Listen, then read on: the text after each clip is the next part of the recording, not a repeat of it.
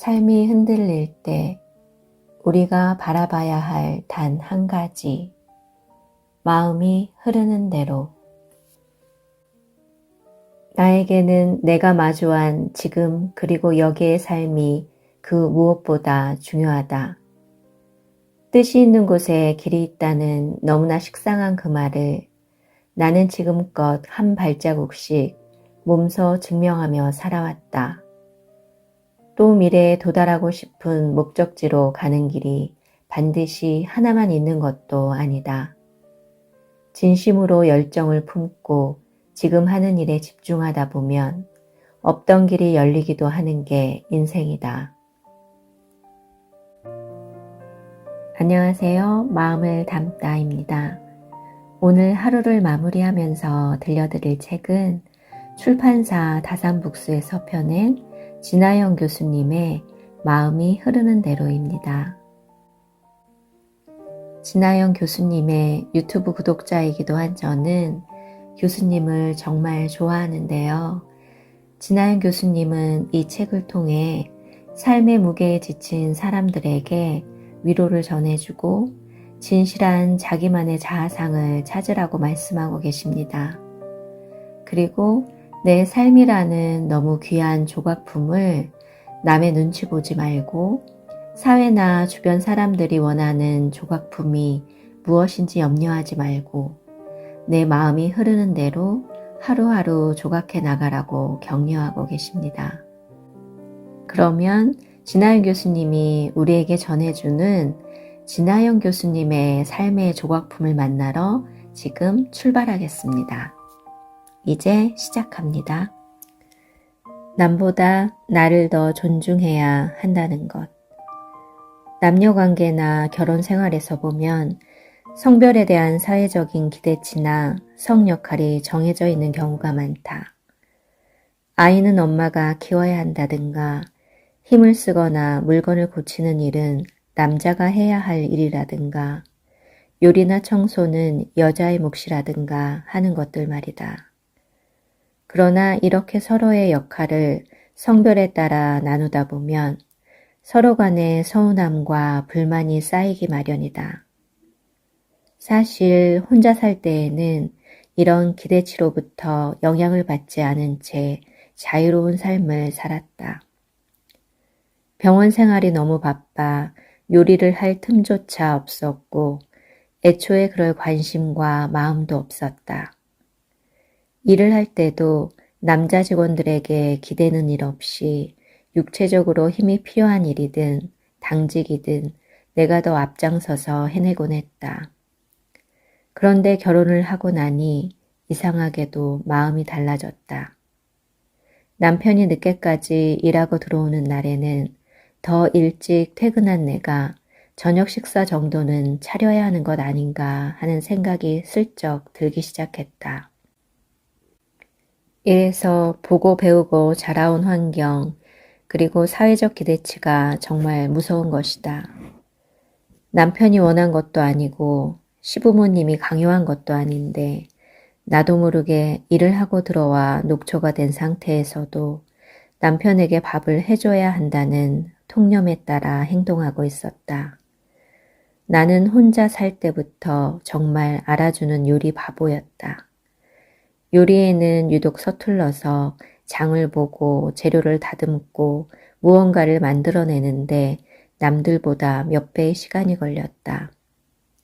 그런 내가 힘겹게 저녁 식사를 차렸는데도 남편은 맛이 없다며 불평만 늘어놓곤 했다.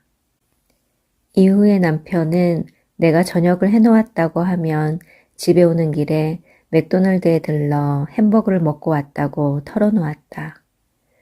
내가 해준 저녁 식사가 먹기도 힘들 만큼 맛이 없었나 보다. 당시에는 남편이 얼마 먹지도 않는데 왜 이렇게 살이 찌나 고민했는데 알고 보니 저녁을 2번 먹고 있었던 것이다. 그러니 남편은 대체 왜 적성에도 안 맞는 일로 스트레스를 받느냐, 그냥 밖에서 먹거나 시켜 먹자는 말을 했고 그때마다 나는 내 정성과 노력을 몰라주는 남편에게 섭섭한 마음을 감출 수 없었다. 생각해보면 남편의 말은 하나도 틀린 게 없었다. 나 역시 남편만큼 바쁘게 일하는 사람이다. 두 사람 다 한 끼 여유 있게 챙겨 먹기도 어려울 만큼 정신없이 하루를 보낸다. 게다가 요리 솜씨만 놓고 보면 나보다 남편이 훨씬 나았다. 그러니 굳이 논리적으로 따져보면 내가 요리를 해야 할 이유도 필요도 전혀 없었다. 청소나 빨래도 마찬가지였다. 결국 아무도 집안일을 요구한 적이 없는데 사회나 문화적 통념이 주는 암묵적인 강요 탓에 나는 아무런 비판의식 없이 이를 고스란히 받아들이고 혼자 괴로워했던 것이다. 발병하기 전까지 이런 의미 없는 수고는 계속됐다. 정말 소질없는 살림이라도 내 손으로 해보려고 애를 썼다. 처음이니까 못하는 거야. 계속 하다 보면 분명히 늘 거야.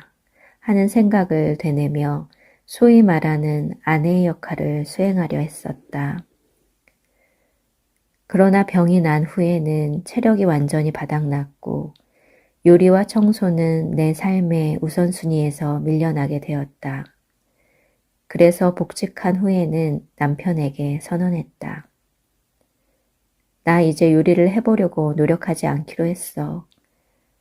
내 마음을 아는지 모르는지 남편은 이제 더 이상 맛없는 음식을 먹지 않아도 된다는 안도감에 오히려 좋아했다. 요리를 하고 몇 번이나 가스불을 끄지 않아 집을 날려 먹을 뻔한 이력도 있었던 터라 그는 얼른 좋은 생각이야 라고 말하며 내 결정을 지지해 주었다. 그 일을 계기로 나는 나의 소중한 에너지를 괴로운 일에 쓸 필요가 없다는 사실을 분명히 깨달았다. 지금 우리 부부는 각자 자신의 빨래는 알아서 하고 청소는 로봇 청소기에게 맡긴다. 바닥을 닦는 일은 남편의 몫이고 음식은 좋아하는 식당에서 먹고 들어오거나 15분만 끓이면 되는 레토르트 요리를 사서 집에서 뚝딱 해결한다. 가끔 시댁 손님이 오는 날에는 남편이 요리한다. 우리 시어머니는 내가 밥을 잘 안 차려줘서 남편 머리가 벌써 빠진다고 못마땅해 하시는 것 같기도 하지만 이런 삶을 산다고 해서 내가 형편없는 아내인 것도 남편이 성인군자인 것도 아니다. 그저 우리는 서로의 상황과 능력에 맞춰 서로가 잘할 수 있는 일을 해낼 뿐이다. 한국에는 가정 내에서 아내와 엄마의 희생을 당연하게 여기는 성향이 미국보다도 더 강하게 깔려 있는 것 같다. 그런데 그런 희생을 계속하다 보면 상대는 이를 고마워하기는커녕 그것을 당연시하고 심지어 점점 더 큰 희생을 요구하게 된다. 그러니 희생을 하는 주체는 이렇게 생각해 볼 필요가 있다. 자신이 계속 누군가를 위해 일방적으로 희생하는 것은 내가 나의 가치를 중요하게 생각하지 않는다는 신호를 상대방에게 계속 보내는 것이나 다름없다고. 그러니 상대방 역시 자연스럽게 나의 가치를 존중하지 않는 것이라고 말이다. 우리 부부도 그럴 때가 있었다. 주말마다 볼티모어에서 알렉산드리아까지 남편 집으로 왕복 4시간씩 운전을 하다 보니 슬슬 몸이 지쳐가기 시작했다. 운전도 운전이지만 두 집에 내 짐이 나뉘어 있으니 매번 짐을 쌌다 풀었다 하는 것도 만만찮게 고된 일이었다. 결국 나는 남편에게 넌지시 이사를 권했다. 주말에 왔다 갔다 하는 게 너무 힘든데 우리 서로 직장에서 1시간 정도 거리에 있는 곳에 집을 얻는 게 가장 좋지 않겠어? 왜 그렇게 어렵게 생각해? 매번 짐을 싸는 대신 소지품을 2개씩 사서 각각 집에 놔두면 되잖아. 그리고 주말에 정 피곤하면 매번 오지 않아도 돼. 남편은 자신에게 유리한 현재 상황을 가급적 바꾸지 않는 방향으로 의견을 몰아갔다. 나는 내 시간과 에너지를 쏟아 우리 부부의 관계를 힘겹게 유지하고 있었지만 시간이 갈수록 남편은 이런 나의 수고를 당연하게 여겼다.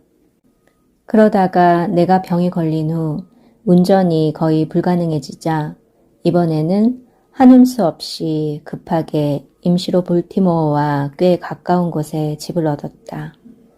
장거리 출퇴근을 몸소 경험하고 나서야 비로소 남편은 중간 지점에 집을 얻자는 내 의견을 따라주며 시급히 집을 보러 다녔다.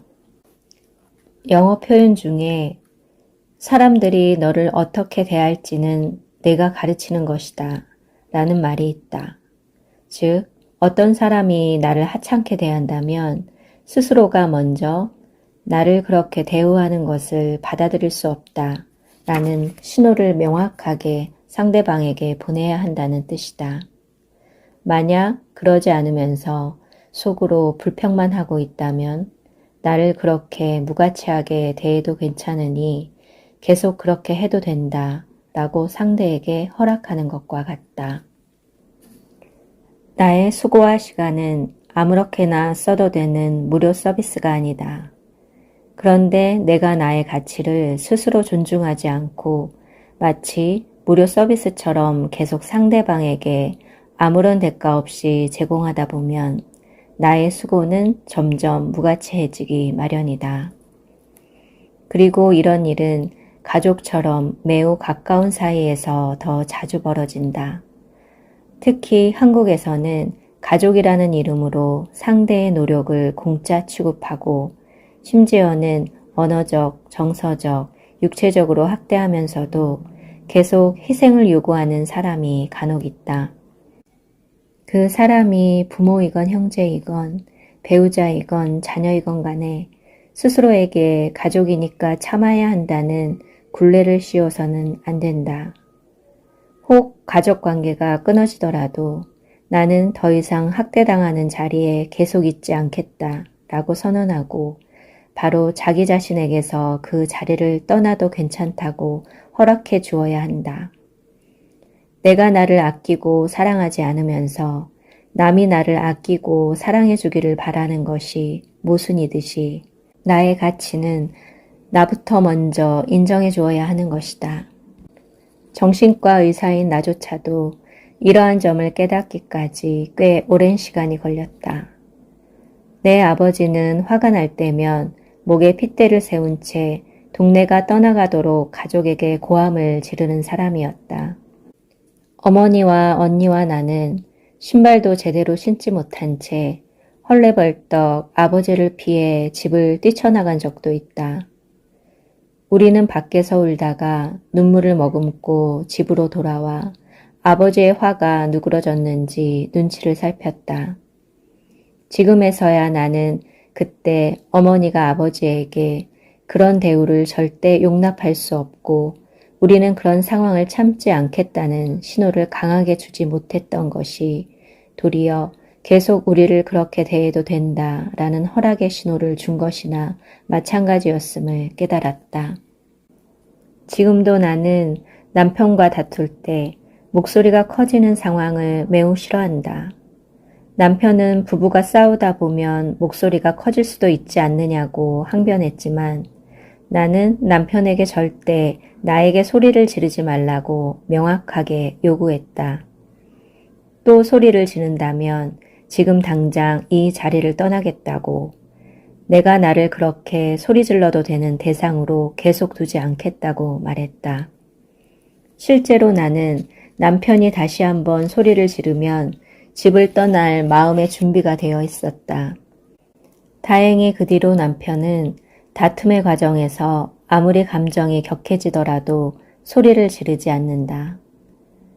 이처럼 가족일수록 사랑하는 사람일수록 그 사람이 나를 어떻게 대해야 하는지 내가 직접 가르쳐 주어야 한다. 도를 넘는 행동은 절대 용납할 수 없다는 신호를 그 즉시 강력히 보내야 한다. 가장 강력한 메시지는 나를 그 자리에 다시 두지 않는 것이다. 특히 가학적인 성향이 있는 상대라면 그 사람이 가족이라 할지라도 내가 먼저 떠나야 한다. 그것이 가장 강력한 신호이므로 만약 그럼에도 그가 행동을 바꾸지 못한다면 그것은 그가 해결해야 할 문제이지 내가 희생해야 할 문제가 아니다. 내가 스스로에게 너는 할 만큼 했어. 이제 떠나도 돼. 라고 허락해 주어야 한다는 것을 나 역시 늦게야 배웠다. 진짜 중요한 가치는 내면에 있다는 것. 간혹 미국에 오래 머무르다가 한국에 들어가면 내 친구들은 나를 보고 하나같이 이렇게 반응한다. 너 어딘가 모르게 좀 80년대 사람 같은 느낌인데? 그러면서 나의 옷차림이나 화장법이 요즘 스타일과는 많이 다르다며 한바탕 웃곤 하는 것이다. 어디 가족이라고 다를까?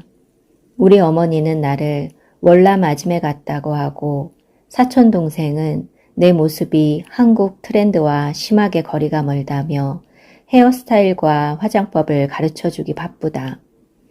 정작 나는 내 모습이 아무렇지 않고 마음 편하기만 한데 말이다. 사실 나는 어릴 때부터 패션이나 화장에는 별다른 관심이 없었다. 그러니 내게 신경 쓰는 사람 하나 없는 미국이 너무 편하고 좋다. 마치 물 만난 물고기처럼 아래 위로 추리닝을 입고 머리를 질끈 묶은 채 화장도 하지 않고 여기저기 쏘다니는 게 적성에도 꼭 맞다. 이왕이면 패션 센스가 뛰어나면 좋겠다마는 타고난 천성이 그러지 못한 것을 어쩌겠는가. 자신의 외모가 남의 눈에 어떻게 평가되는지에 신경 쓰지 않기 위해서는 건강한 자기 이미지와 자신감이 필요하다. 대개 우리는 청소년기를 거치며 자기 이미지를 구축하는데 이때는 유독 주위의 기대와 또래 집단의 기준에 영향을 받는다. 문제는 한국의 경우 이런 기대치나 기준이 그 사람의 능력이나 성품보다는 외형적이고 물질적인 것에 치우쳐 있다는 사실이다. 나 역시 한국에서 나고 자랐지만 한국에만 가면 놀라는 광경이 있다. 한가게 건너 한가게 꼴로 자리 잡은 화장품 가게와 광고의 대부분을 차지하는 미용 제품, 다이어트 보조제들이다. 외모에 별 관심이 없는 40대의 나도 그런 광고를 계속 보다 보니 영향을 받지 않을 수 없었다. 치아가 하얘진다는 광고를 보고 무언가에 홀린 듯 약국에서 치아 미백제를 산 것이다. 이런 내 모습에 내가 놀란 나머지 SNS에 올라오는 미용 관련 광고를 아예 다 차단해버렸다.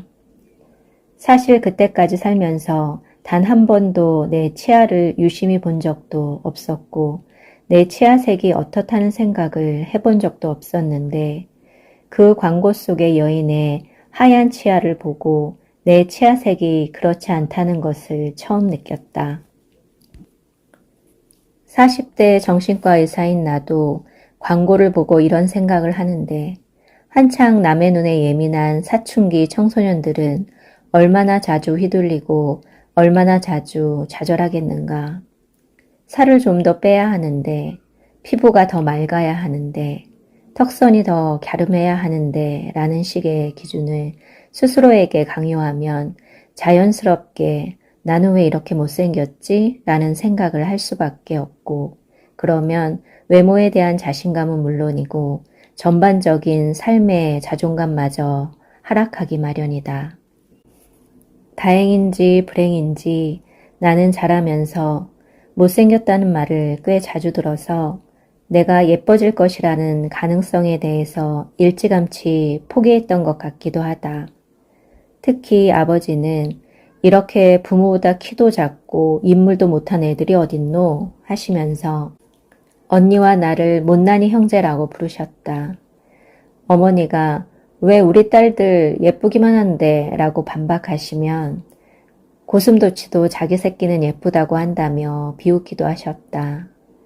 고등학생 시절 친구들은 나영이는 공부는 잘하지만 못생겼다 라며 시는 공평하다고 말하면서 같이 웃기도 했다. 매년 볼티모어에서는 볼티모어 톱 싱글즈라는 것을 뽑는다. 볼티모어에 사는 싱글 남녀 중 대중의 추천을 받은 10명의 남녀를 뽑아 잡지에 싣고 싱글 파티에 초대하는 행사다. 당시 나는 남자친구가 없었는데 나도 모르는 사이 내 친구들이 나를 추천해 이름을 올렸다. 친구들은 내가 훌륭한 소아정신과 의사로서 환자 치료와 연구에 최선을 다하며 착하고 친절한 사람이고 내면과 외면이 모두 아름다운 사람이라며 추천의 글을 썼다. 한국에서 자랄 땐 늘 못생겼다라는 말을 들었지만 다행히 미국에서는 못생겼다고 지적해주는 사람이 없으니 그래 이 정도면 됐지 하며 아무 생각 없이 살던 나였다. 그런데 내가 그 해에 볼티모어 톱 싱글로 선정되어서 나 스스로도 정말 의아했다. 미국 사람들이 정말 맹목적으로 동양 사람들을 아름답게 여긴다며 재미있어 할 정도였다. 그렇게 나는 친구들 덕분에 어울리지도 않는 톱 싱글즈라는 타이틀로 잡지에 얼굴이 실리는 영광을 누릴 수 있었다. 나도 이제 미국에 산 지 20년이 다 되어가니 이제는 왜 미국 사람들이 동양 여자를 예쁘다고 여기는지 알 것 같다. 동양인 특유의 동글동글한 얼굴, 진지하고 단호한 느낌을 풍기는 옅은 쌍꺼풀, 작고 아담한 코까지 동양인의 얼굴은 정말이지 미묘하면서도 아름답기 그지없다. 이렇듯 아름다움에는 절대적인 기준이 없다. 그리고 외적인 아름다움 말고도 더 가치 있는 아름다움이 분명 존재한다고 믿는다. 자신감 넘치는 태도, 친절하고 배려 있으면서도 선을 지키는 단호함, 얼굴이 어떻게 보이든 신경 쓰지 않고 활짝 웃는 미소, 세월이 묻어나는 자연스러운 연륜. 어쩌면 우리는 이런 것들을 더 가꾸려고 노력하며 살아야 하지 않을까. 미국에 살면서 자주 야외에서 햇볕을 쬐며 수영을 하다 보니 안 그래도 까무잡잡하던 내 얼굴은 더 까매졌고 여기저기에 주근깨도 돋아났다. 한국에 있는 언니와 화상통화를 하다 보면 언니 얼굴은 하얗고 팽팽해서 오히려 내가 더 나이가 많아 보일 정도다. 언니는 내 얼굴을 뒤덮은 주근깨를 볼 때마다 수영을 그만두든지 그늘이 있는 수영장에서 수영을 하라며 아주 큰일이 난 것처럼 안절부절 못한다. 그러다 정말 나중에 후회한다면서. 그런데 미국에서는 햇볕에 타서 피부가 까무잡잡하거나 주근깨가 많은 사람을 오히려 더 건강하게 여긴다. 영국 왕자와 결혼한 미국 배우 메건 마클은 주근깨가 많은 편인데 주근깨 없는 얼굴은 별이 없는 하늘과 같다라며 자신의 외모를 자랑스럽게 여기는 말을 하기도 했다. 이렇듯 한국에서 통하는 미의 기준이라는 건 세상이 바라보는 미의 기준과는 판이하게 다르다. 아니, 애초에 절대적인 미의 기준이란 건 존재하지도 않으니 나만의 미의 기준을 정해서 나 정도면 충분히 보기 좋다고 생각하며 살면 어떨까. 그런 당당함과 자신감이 더욱 그 사람을 돋보이게 만들지 않던가. 물론 여기까지는 내 생각이고 나와 가장 가까이 사는 내 남편의 생각은 또 달랐다. 남편은 이전부터 여자가 예쁘게 꾸미는 것을 좋아했다. 그런데 결혼한 지 3년이 넘어가자 이제는 당신은 내가 아는 다른 여자들과는 달라서 외모를 전혀 신경 쓰지 않지. 그래도 당신이 최고야 라고 말한다. 남편은 내심 내가 여전히 자신에게 예쁘게 보이려고 노력해 주었으면 하지만 다른 부분에서 좋은 점을 찾고 아쉬운 부분은 그런대로 받아들이기로 한 것 같다. 지금은 서로 간에 이런 차이점을 두고 농담을 할 정도까지 되었다. 어느 날은 내가 전신 거울을 사다가 침실에 걸었더니 남편이 나를 쓱 쳐다보며 한마디 던졌다. 추리닝이 잘 어울리는지 보려고 산 거야? 그 말을 듣고 둘이서 깔깔대고 한참을 웃었다. 비 온 뒤에 땅이 굳어진다라는 말처럼 우리 부부 역시 병을 겪으면서 더 많이 이해하고 배려하게 되었다. 나는 청년들은 다 아름답고 매력 있다고 생각한다. 빛나는 젊음이라고도 하지 않던가. 젊은 열정, 때묻지 않은 마음, 무한한 가능성, 긍정적인 에너지는 한 사람을 빛나게 한다. 그 자체만으로도 빛나는 게 젊음이다. 그러니 사회의 기준에 자신을 맞추려 전전긍긍하거나 남의 시선을 지나치게 신경 쓰기보다는 그 시간과 노력을 자신만의 매력을 찾고 다듬는 데 쏟는 게 어떨까?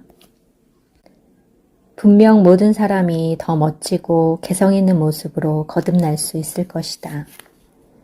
나이가 들면 드는 대로 또 다른 새로운 미가 있는 것 같다. 좀 더 여유로운 자세, 연륜으로 지혜로워진 모습, 이런 것들이 절대적인, 즉 세상 어느 곳에서도 공통적으로 통하는 진정한 미 아닐까? 나는 그렇게 나의 중년을 살고 더 아름다워진 노년을 맞이하고 싶다. 부족한 부분보다는 잘하는 부분에 집중할 것. 미국의 성공 이론 전문가이자 타이탄의 도구들의 저자 팀 페리스는 성공한 사업가와 운동선수 등 사회적으로 이름을 알린 200여 명의 사람들을 인터뷰하면서 평범한 사람과 월등한 사람의 차이점을 분석했다. 그는 우선 사람들에게 다음과 같은 질문을 던졌다. 당신에게 공짜로 100시간을 드리겠습니다. 이 시간을 자신의 강점을 더 강화하는 데 쓸 건가요? 아니면 약점을 보완하는 데 쓸 건가요?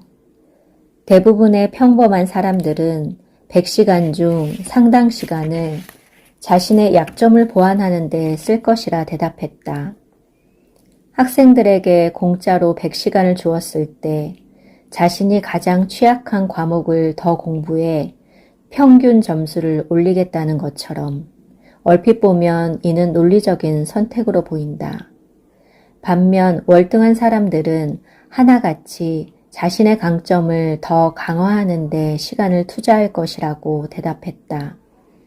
즉, 결론적으로 자신이 잘하는 일에 집중해 그것을 더 잘하게 만들어야 비로소 그 부분에서 월등한 사람이 될 수 있다는 것이다.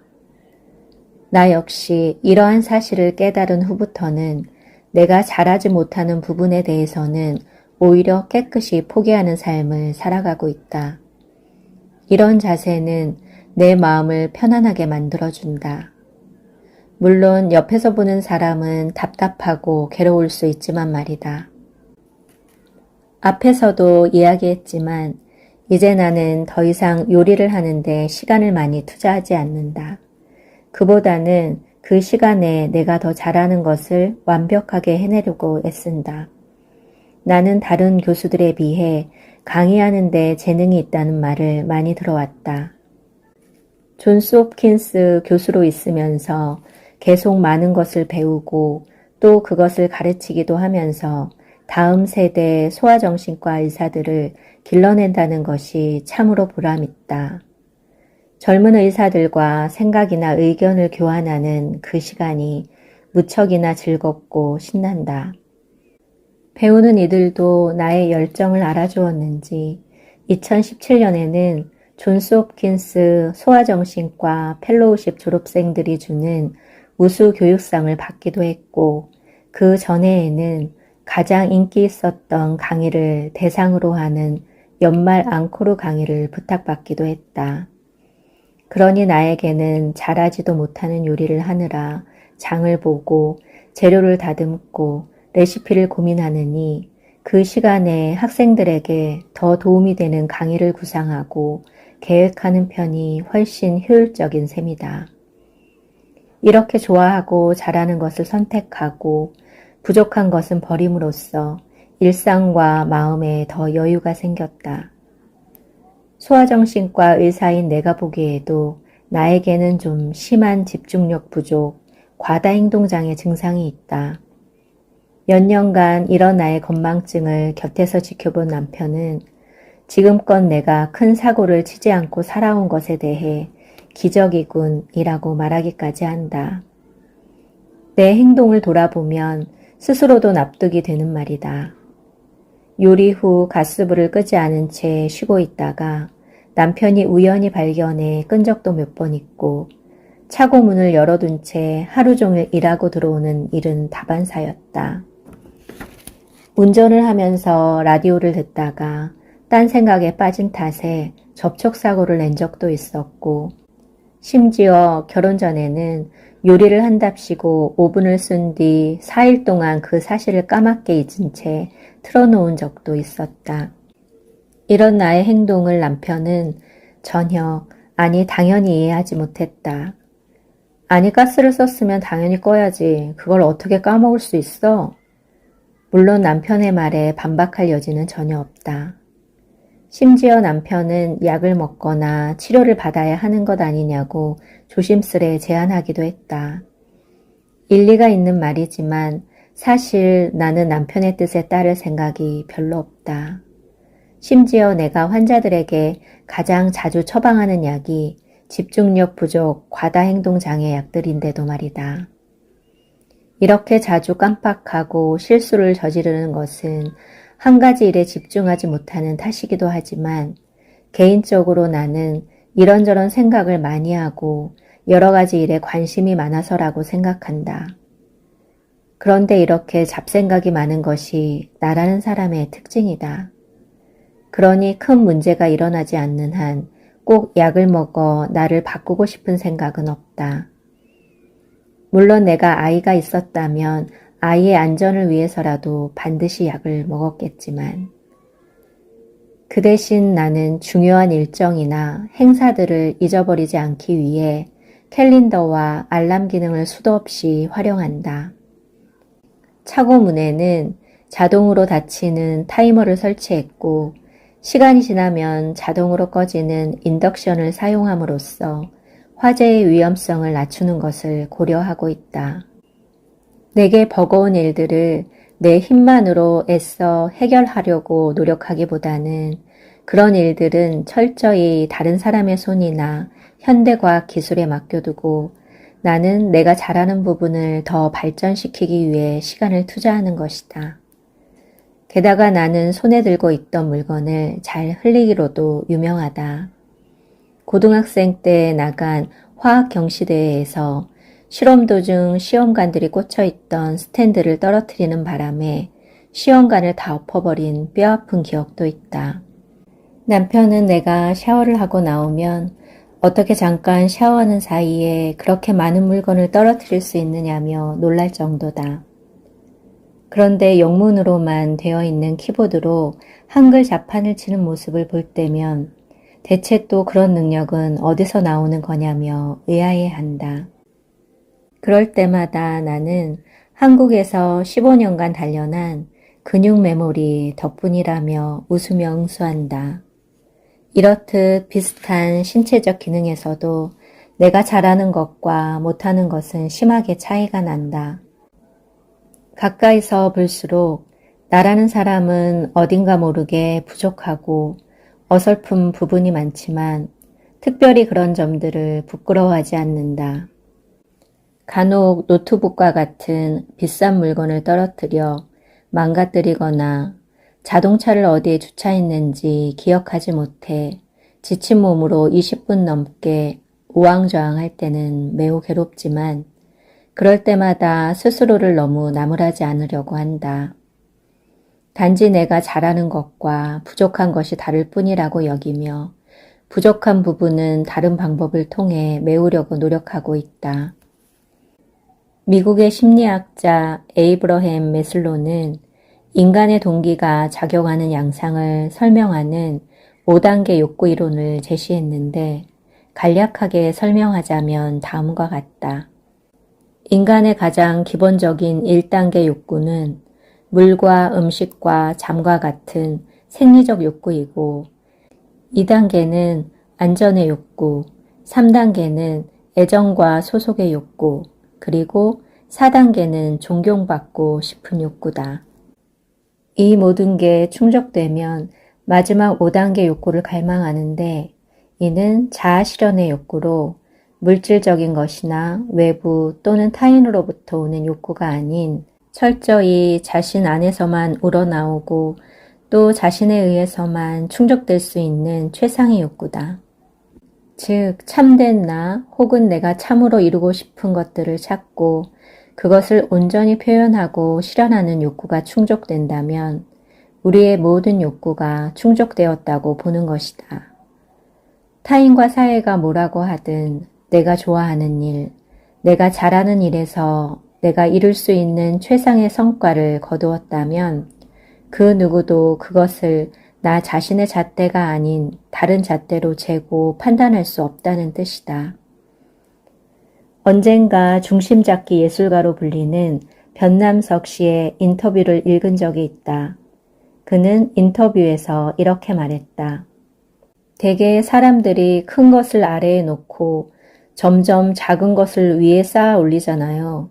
그런데 저는 작은 것을 아래에 놓고 큰 것을 위에 쌓아보고 싶었습니다. 이렇게 그는 남들과 반대로 생각하고 독특한 점을 포착해 예술로 승화시키면서 명성을 얻었다. 이로 인해 그가 큰 부를 쌓았는지는 모르겠다. 하지만 자신의 열성에 몸과 마음을 다하면서 성취감을 느끼고 자아실현의 욕구를 충족하고 있다는 사실만큼은 분명해 보였다. 내가 치료하던 아이 중 눈에 띌 만큼 만화를 잘 그리는 13살의 자폐증 남자아이가 있었다.